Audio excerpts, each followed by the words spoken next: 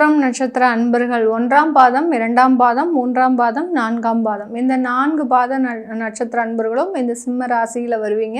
இந்த பூரம் நட்சத்திர அன்பர்களுக்கு குரு பகவானின் பெயர்ச்சி மே மாதம் 15ஆம் தேதி நடைபெற போது.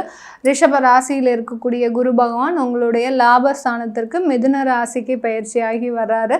அதனால இந்த சுக்கிரனின் அதிபதியாகப்பட்ட இந்த நட்சத்திரத்திற்கு சுக்கிரன் தான் அதிபதி. அந்த சுக்கிரனுடைய நட்சத்திரமாகப்பட்ட இந்த பூரம் நட்சத்திர அன்பர்களுக்கு இந்த காலகட்டம் ஒரு நல்ல வரவேற்பு. அதாவது ஒரு அஷ்டம சனி இருக்கு, அது ஒரு பிரச்சனைகள் இருந்தாலும் அடுத்து கேது ஒரு பக்கம் உங்களுடைய ராசியின் மேலே வர்றதுனால ஒரு நல்ல ஒரு முன்னேற்றங்களோடு சேர்ந்த ஒரு நல்ல வாய்ப்புகள் உங்களை தேடி வருவதற்குண்டான ஒரு நேரமாக இருக்கும்.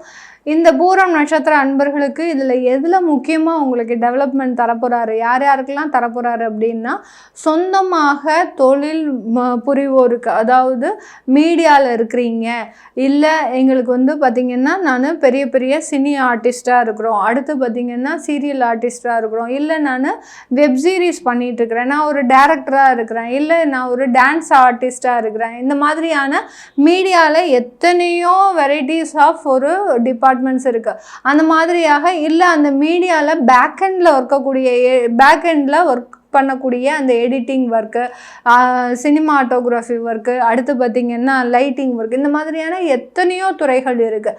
அந்த மாதிரியான துறையில் தொழில் செஞ்சுட்டு இருக்கக்கூடியவர்களுக்கு இந்த காலகட்டம் ஒரு நல்ல வரவேற்பை தரக்கூடிய ஒரு நேரமாக இருக்கும். ஏன்னா கேதுலாம் பார்த்திங்கன்னா உங்களுக்கு இந்த மாதிரியான மீடியா வளர்ச்சியில் கொஞ்சம் முக்கியமாக உங்களுக்கு ஒரு டெவலப்மெண்ட்டை கொடுக்கும். அதனால் மீடியாவில் இருக்கிறவங்களுக்கு தான் இந்த காலகட்டம் ஒரு நல்ல ஒரு வரவேற்பை கொடுக்கும்.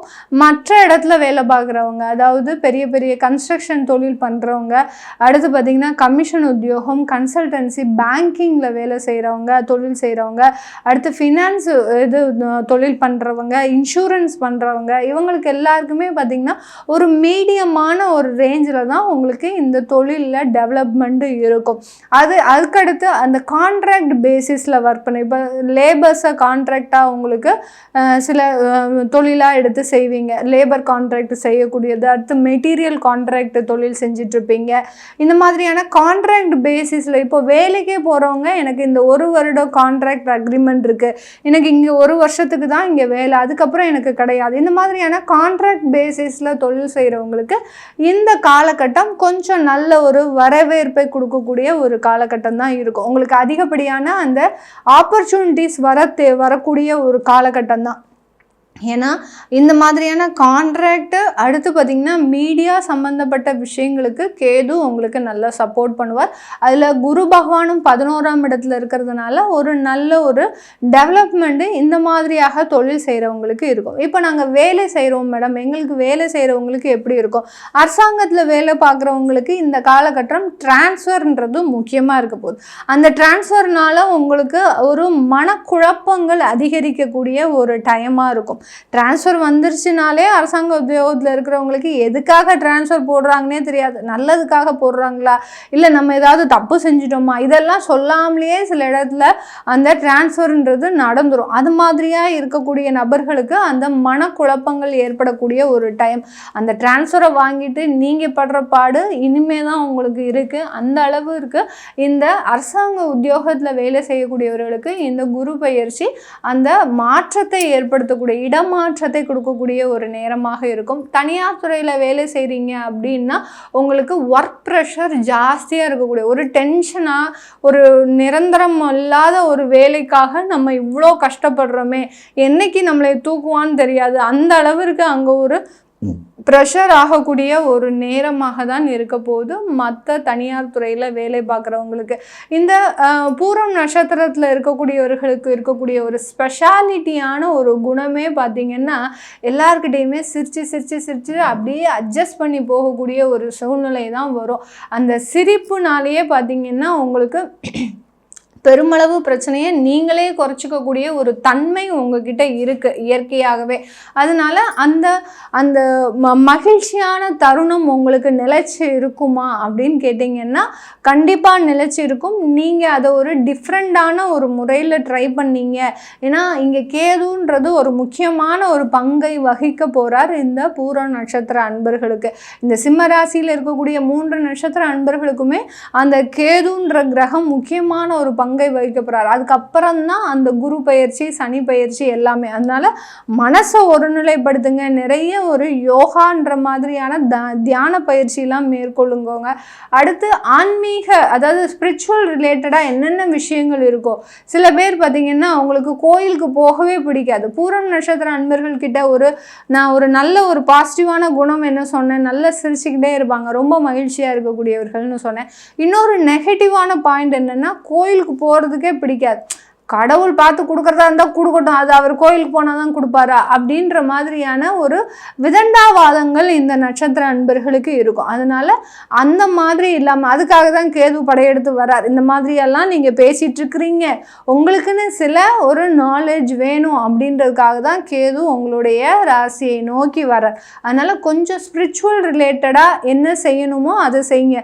எனக்கு கோயிலுக்கே போக பிடிக்காது அப்படின்றவங்க நீங்கள் செய்ய வேண்டிய விஷயம் என்னென்னா தான தர்மங்களை பண்ணுங்க. அதாவது அன்னதானம் கொடுங்க, அடுத்து வஸ்திர தானம் கொடுங்க, அடுத்து பார்த்தீங்கன்னா படிப்பு இல்லாதவர்களுக்கு படிப்பு கொடுங்க.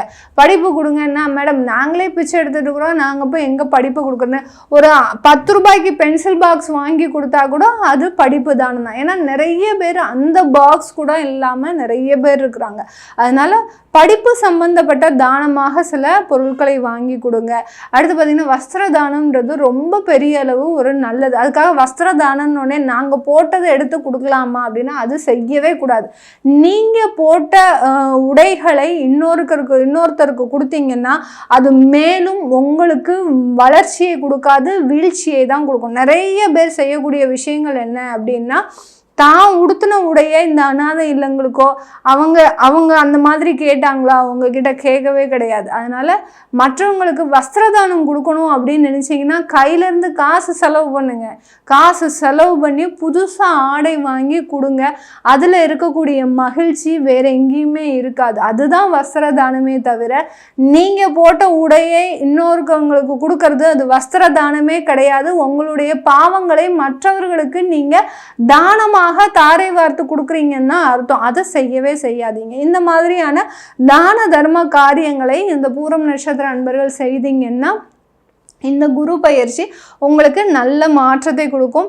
அடுத்து திருமண தடைகள் இருக்கிறவங்களுக்கு இந்த காலகட்டம் ஒரு திருமண முயற்சியில் நிறைய ஒரு மாற்றங்களை கொடுக்கும். அதே சமயத்தில் நிறைய ஒரு ஏமாற்றத்தையும் கொடுக்கும். அதையும் சொல்லிக்கிறேன். நான் இப்போ இந்த குரு பயிற்சி சொல்கிறேன் அப்படின்னா இந்த நட்சத்திர அன்பர்களுக்கு அந்த எல்லா பயிற்சியும் சேர்த்து வச்சு தான் உங்களுக்கு சொல்கிறேன். அதனால் திருமண முயற்சிகளில் ஈடுபடும் போது சில பேருக்கு அவமானங்களும் வரும், அதே சமயத்தில் சில பேருக்கு வெற்றிகளும் கிடைக்கும்.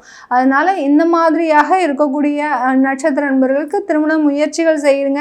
ஏன்னா உங்களுடைய 7ஆம் இடத்தையும் அந்த குரு பகவான் பார்க்கறதுனால கண்டிப்பாக உங்களுக்கு ஒரு நல்ல மாற்றம் வரும். பூர்வ புண்ணியத்தையும் பார்க்கறதுனால அந்த திருமண முயற்சிகளில் குழந்தை பேர்லலாம் உங்களுக்கு நிறைய ஒரு டெவலப்மெண்ட் இருக்கிறதுக்கு உண்டான ஒரு நேரமாக இருக்க போகுது. இது எல்லாமே நம்ம கோச்சார நிலவரப்படி பலன்கள் சொல்லிட்டு இருக்கிறோம். உங்களுடைய நட்சத்திர பலன், அதாவது உங்களுக்கு பூர நட்சத்திரமாக இருக்குது, இல்லை நீங்கள் எந்த நட்சத்திரமாக இருந்தாலும் எங்களுக்கு பார்க்கணும் அப்படின்னு விருப்பப்படுறவங்க கீழே இருக்கிற நம்பருக்கு வாட்ஸ்அப்பில் அப்பாயின்மெண்ட் வாங்கிக்கிட்டு நீங்கள் என்கிட்ட கன்சல்ட் பண்ணிக்கலாம். உங்களிடமிருந்து விடைபெறுவது உங்கள் ஆஸ்ட்ரோ பூர்ணா. நன்றி, வணக்கம்.